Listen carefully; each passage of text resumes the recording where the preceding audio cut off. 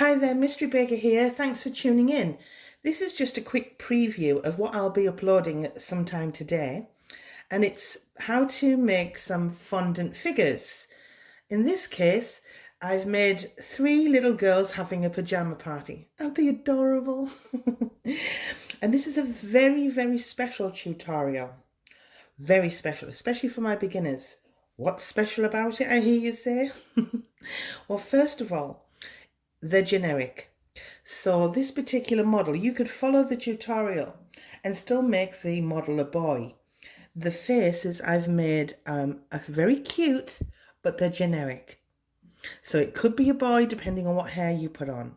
And the pajamas could be adapted to boys' pajamas and boys' slippers, for example. So I think that's really special that you can follow this with me, craft with me, and make a boy, not necessarily a girl, which I think is great. And second of all, we're going to make a standing model. It's one of the most difficult things to do when you're a beginner.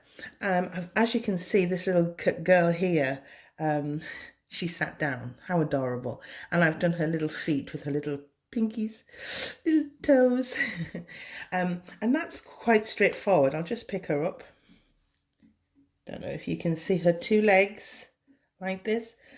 Well, the tutorial I'm about to do is going to show you how to make the model standing up without it collapsing, falling over, because I know that people do have disasters when they make models standing up. So they just tend to make them sat down. I'm going to show you a great way of making this model stand, okay, without it collapsing or the weight of it pushing back and falling over. I promise you, if you follow my tutorial, you'll have no problems. I think it's a unique way. Somebody somewhere has probably done it before, I'm sure, but I came up with it. I haven't thought too much about it, but I thought, how do I make this stand up for the beginner? And I came up with this unique way.